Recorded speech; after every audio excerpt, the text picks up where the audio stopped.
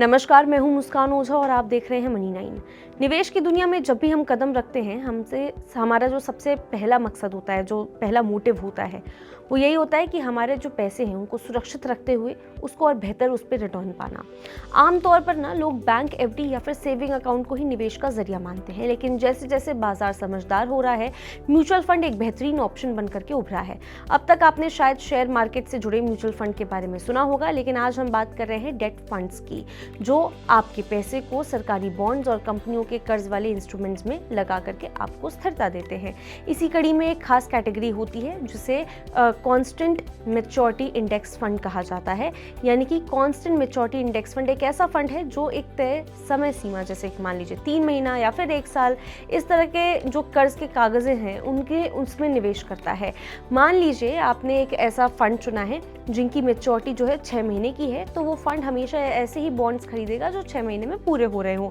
इससे निवेश में एक तरह की काइंड ऑफ पारदर्शिता, ट्रांसपेरेंसी बनी रहती है, स्थिरता बनी रहती है, क्योंकि आपको पता होता है कि आपका पैसा कितने समय के लिए और कहाँ निवेश हो रहा है।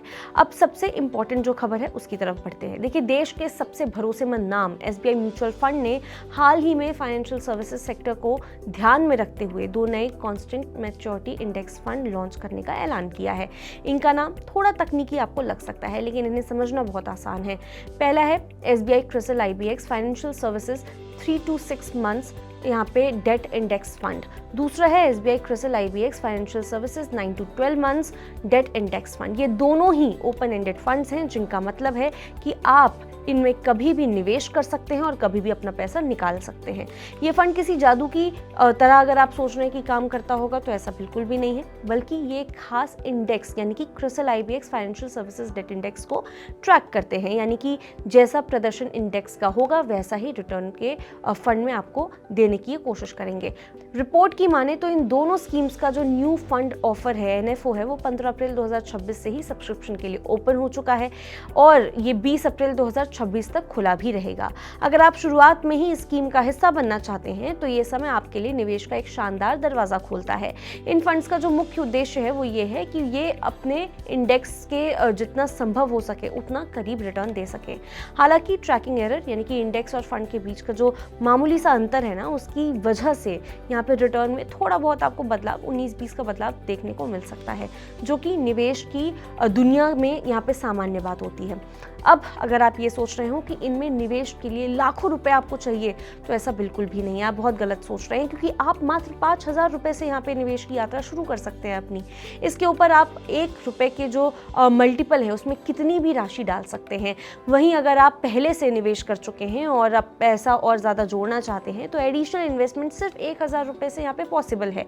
सबसे अच्छी बात यह है ना कि ये फंड हर तरह के निवेशक के लिए है, चाहे आप एक साथ पैसा लगाना चाहे या फिर एसआईपी करना चाहे, यानी कि धीरे धीरे निवेश करना चाहते हैं। यहाँ पे दैनिक, साप्ताहिक, मासिक, तिमाहिक, अर्धवार्षिक और सालाना एसआईपी के ऑप्शंस भी मौजूद हैं। इन फंड्स की कमान जो है अनुभवी फंड मैनेजर यहाँ पे राजीव राधाकृष्णन, उनके हाथों में है, जो साल 2008 से एसबीआई के साथ जुड़े हुए हैं, जो निवेशकों को एक मानसिक शांति और सुरक्षा का एहसास कराता है। देखिए, अब सबसे बड़ा सवाल, पैसा आखिर निवेश होगा कहाँ? ये बहुत लोगों का क्वेश्चन होता है। इसे एग्जाम्पल से समझते हैं। मान लीजिए आपने 100 रुपये यहाँ पे 3 से 6 महीने वाला जो फंड है उसमें लगाए हैं, तो नियम के हिसाब से क्या होता है कि एसबीआई कम से कम 95 रुपीज़ यानी कि 95% ऑफ 100% जो आपका पैसा है उसमें उन सिक्योरिटीज़ में निवेश करेगा जो क्रिसिल के 3 से 6 महीने वाले इंडेक्स का हिस्सा है।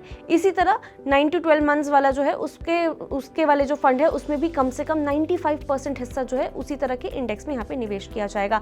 बाकी बचा हुआ जो 5% हिस्सा है ना, वो फंड मैनेजर दूसरे जो सुरक्षित साधन है, जैसे कि कमर्शियल पेपर है, सरकारी ट्रेजरी बिल्स है या फिर मनी मार्केट इंस्ट्रूमेंट्स है, इसमें लगा सकता है।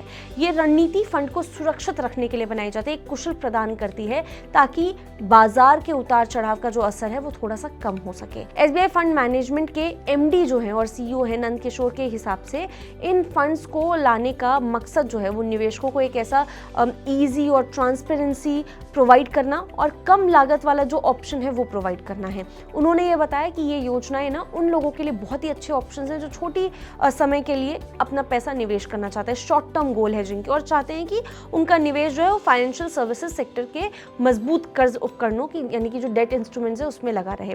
तो देखिए कुल मिलाकर के अगर आप एक ऐसे निवेशक हैं जो शेयर बाजार है उसकी उठापटक से थोड़ा सा दूर रहना पसंद करते हैं, एक निश्चित समयावधि में आप पारदर्शी तरीके से निवेश करना चाहते हैं, तो एसबीआई के ये दोनों ही नए इंडेक्स फंड्स आपके पोर्टफोलियो के लिए बहुत ही बैलेंस्ड ऑप्शंस हो सकते हैं और अच्छे खासे ऑप्शंस हो सकते हैं। याद रखिए सही समय पर किया गया छोटा सा निवेश भविष्य में बहुत बड़े आपके जो फाइनेंशियल गोल्स हैं उनको पूरा करने के लिए अच्छा खासा बेस बनाने में हेल्प करता है।